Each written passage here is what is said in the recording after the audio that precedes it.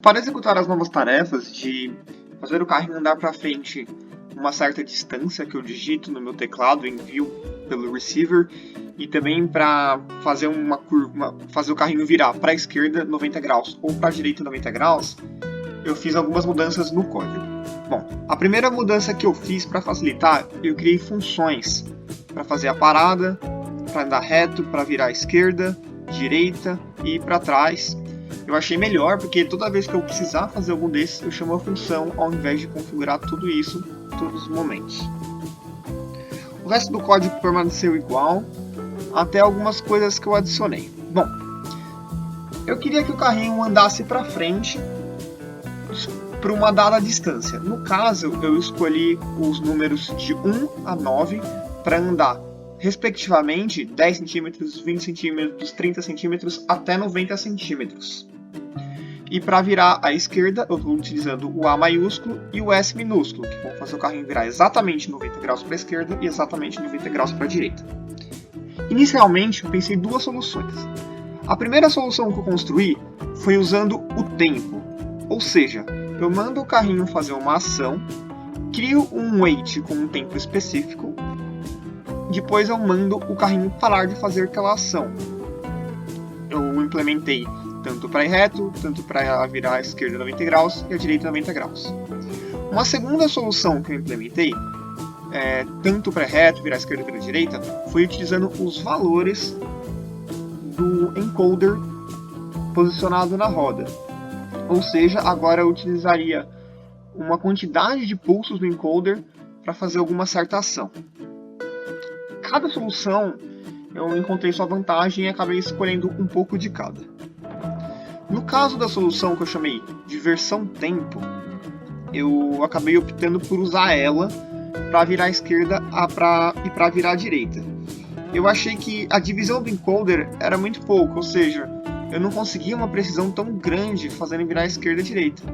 E também eu não tenho um problema de subir e descer, ou seja, para fazer uma curva de 90 graus para a esquerda ou para a direita, eu não vou estar subindo ou descendo alguma rampa. Então eu não vou ter problemas de forçar ou não o motor. Então eu preferi usar o tempo. Agora, para andar reto, para frente e para trás, eu optei por usar contagens do encoder, porque eu achei os resultados mais precisos. E além disso, quando eu estou numa subida ou uma descida, o motor no caso vai ser forçado ou não, então o tempo poderia variar de acordo com o ângulo que o carrinho está andando. Mas já a contagem do encoder não, sempre ele vai andar a mesma contagem para a mesma distância. Agora explicando um pouco da minha solução para o tempo. Eu utilizei a tecla A maiúsculo, que é o equivalente a 65 em ASCII. Sempre que eu clicar ela, eu vou acionar a função virar à esquerda, pelo tempo de 1.422. E após passar esse tempo, eu vou fazer a minha função de parada.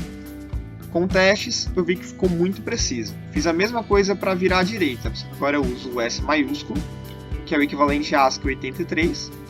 Eu viro à direita, eu tenho um wait de 1.435, que equivale exatamente a 90 graus, então paro o meu carrinho.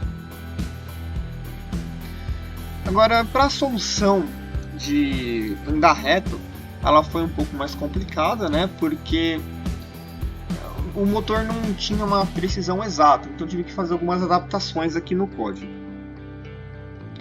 Bom, os caracteres de 1 a 9 em ASCII, eles equivalem a 48 até 57.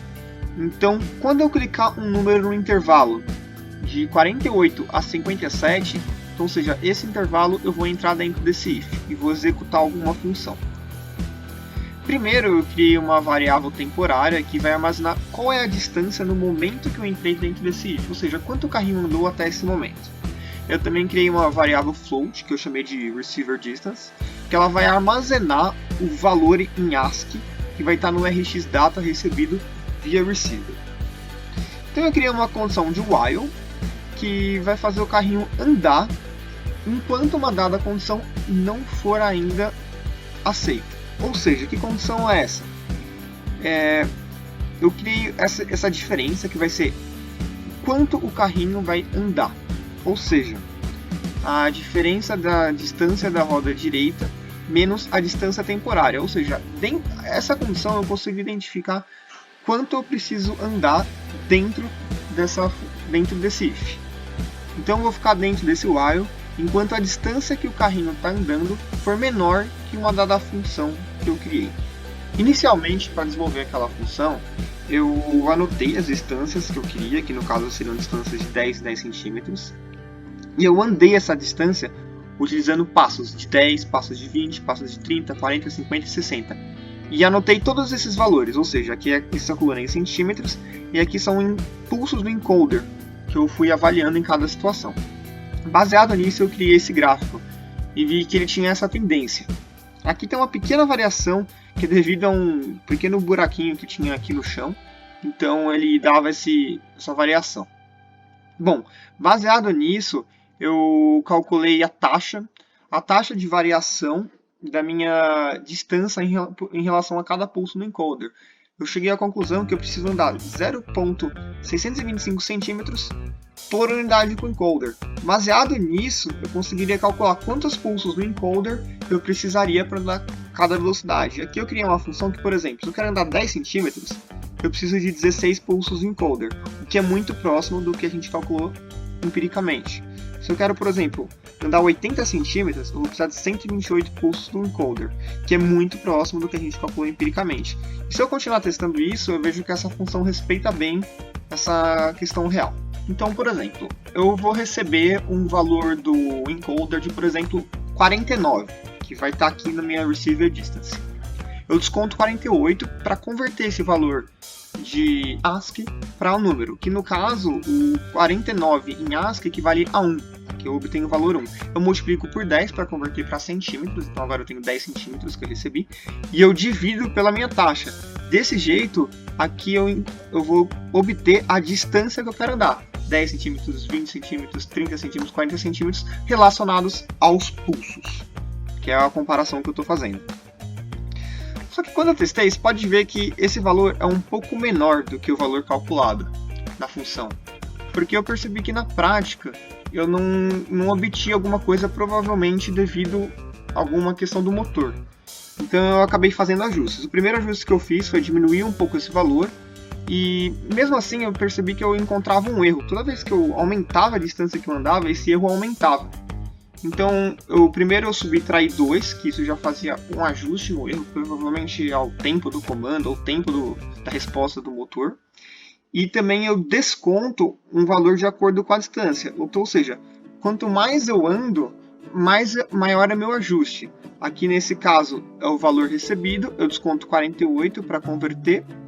Então, desconto. Por exemplo, vamos supor que eu receba o valor de 57, que em ASCII equivale a 9. Então aqui eu faço 57 menos 48, converto para 9, e eu desconto 9 mais 2, ou seja, eu desconto 11 desse valor. Então eu comparo tudo isso com quanto o carrinho andou até agora.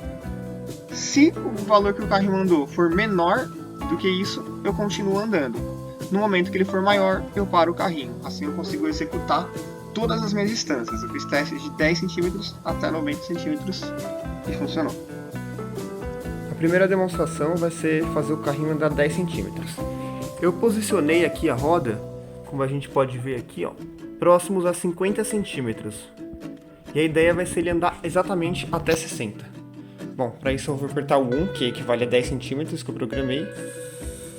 E como a gente pode ver aqui, ele parou mais ou menos muito próximo a 60 centímetros. Ou seja, eu estou conseguindo fazer o carrinho andar 10 centímetros. A segunda demonstração vai ser agora de 50 centímetros. Como a gente pode ver aqui, ó, pela medida, a gente está em 30 centímetros posicionado. E a ideia vai ser andar 50, ou seja, até 80. Para isso eu vou apertar aqui o 5 no computador.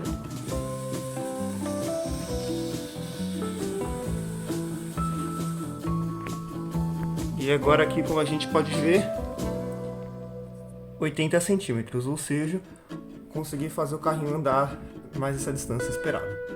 Agora a próxima demonstração vai ser com a distância máxima que eu programei, que é de 90 centímetros. Como a gente pode ver aqui, o carrinho está posicionado próximo de 60 centímetros. Aqui. Então ele vai andar 90 centímetros, ou seja, ele tem que parar em 150 centímetros na régua. Bom, para isso eu vou apertar o 9 aqui, que foi o valor equivalente a 90.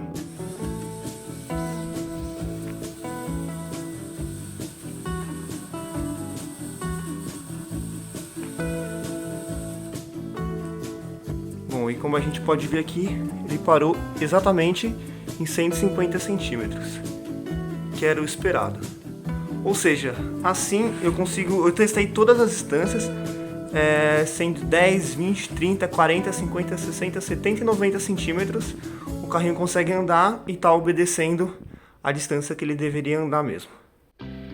A próxima demonstração é fazer o carrinho virar 90 graus para a esquerda. Bom, para isso eu vou usar aqui o comando A maiúsculo, como eu tinha planejado, então maiúsculo A. Como a gente pode ver, ele fez exatamente 90 graus para a esquerda. E se eu quiser fazer 90 graus para a direita, é o S maiúsculo, aqui. Então como a gente pode ver, ele fez exatamente 90 graus.